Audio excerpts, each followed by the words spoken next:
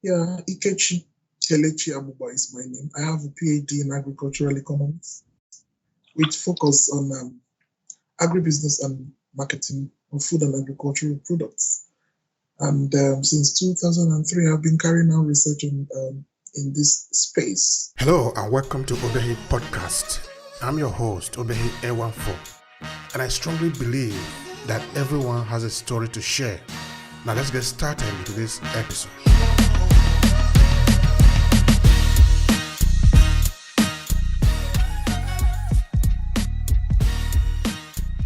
Thank you, Dr. Ikechi, for joining us in this short conversation where you have important information to share with the people. Would you please just give a short description of yourself, who you are, and then let's know this valuable information that you have for us today. I'm a university professor with a good number of institutions. I have also featured as visiting professor. I also do external examination with university students. I was considered a global emerging leader, and I received the award from the Global Council on Promotion of International Trade. And recently, I was also given an award as the Agri-Economist of the Year in my country, Nigeria, in 2017 by the Pan-African Agricultural Journalists at their conference. I'm also an advocate with the EU Tech, that is the European Technology Chamber, and I am a board for African Alliance, Group Alliance. Yes, and what do we do at EU Tech? What we do at EU Tech is that we focus on possible and easy solutions on how to deploy business ideas, as well as relevant technologies to targeted African communities, developing international technology cooperation between Europe and Africa. Yes, and I am a roving ambassador with the State of the African Diaspora, and I am also connected to the African Development Diaspora Institute, and I'm a youth mentor, and I am a senior advisor for the African Youth Diaspora Organization. And I was the one who developed the concept of brain re-engineering of what agriculture can offer for youths. And yes, brain re-engineering is conceptualized in trying to change, the perception of youngsters and youths, and trying to rebrand agriculture for them. Yes, and I play diverse roles. I developed a foreign policy ecosystem with Dr. Beatrice Bishop. Actually, Dr. Beatrice Bishop, she's originally German, and she's the one that conceptualized the PETS foreign policy ecosystem. What I did was I had to come up with the content, the ingredients of the agriculture. That context is where I focused on, especially looking at the technology solutions which are available for our farmers. And most of the African farmers, they are ignorant of these technology solutions. Either they are ignorant or they have the idea, and because they are smallholder based, they cannot just utilize it. And of course, when you mention about agricultural drones, or drones as it were, you can't even associate it with farmers of Africa, except in very few places. I'm telling you this. So, and then what of the aspect of artificial intelligence, blockchain technology, which of course ensures for more traceability and transparency in the food supply chain. And this is very important. That is where we are now.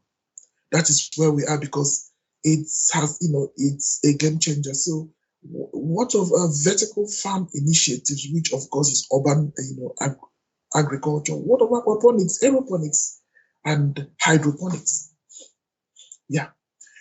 So what the PETS program is tweaked or meant to accomplish is to build the capacity of African farmers on some of these technology solutions and even Internet of Things as well, to so that they can drive efficiency in their farming activity, in drive efficiency in for the crop farmers, for the livestock farmers, for the forestry managers, and then for the fishery farmers as well. So and it's all about driving productivity so that it can become more interesting and for it to also ensure food security. Because of course we know that Africa is meant to drive transformation in the globally by the year 2050. Yeah, and since we know that Africa is so blessed with agricultural resources, with agrarian lands, and we know that many Africans who are in the diaspora or who are in the diaspora and can trace their origin from Africa has become very much interested in returning to Africa to even buy lands and be visiting from time to time, like a pilgrimage experience for them. Yeah. So what am I trying to say now? I'm just trying to say that the pets foreign policy ecosystem is very important. It's very important because it's encouraging entrepreneurship, building up agripreneurship, that is entrepreneurship in agriculture, for African farmers who are, need to develop their entrepreneurial skill and, of course, use their entrepreneurial spirit and drive transformation and, do well in what they have been doing before.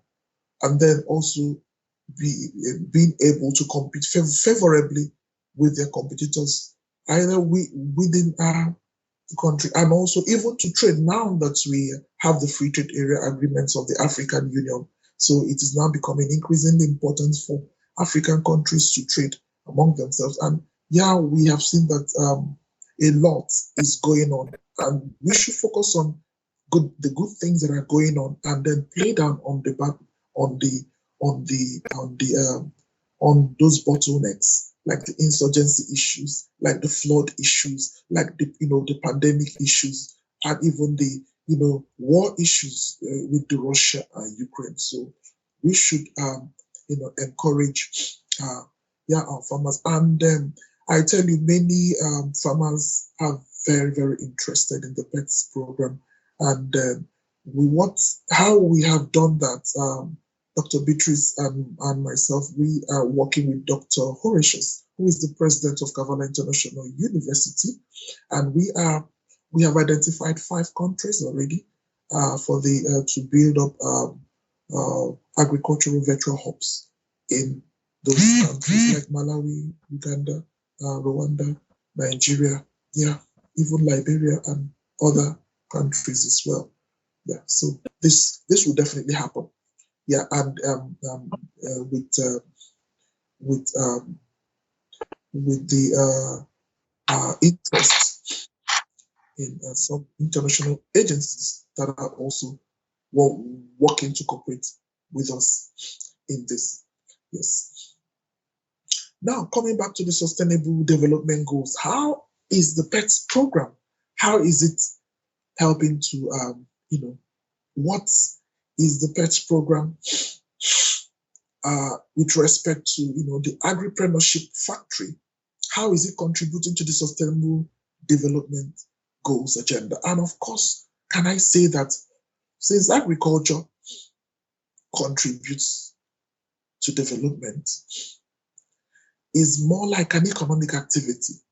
Yes, it's an economic activity as source of livelihood, and also providing the farmer with environmental services. And of course, the 2030 agenda, which suggests that all sectors, including agriculture, be considered from 3 dimensions of that is sustainability, economic and social and environmental.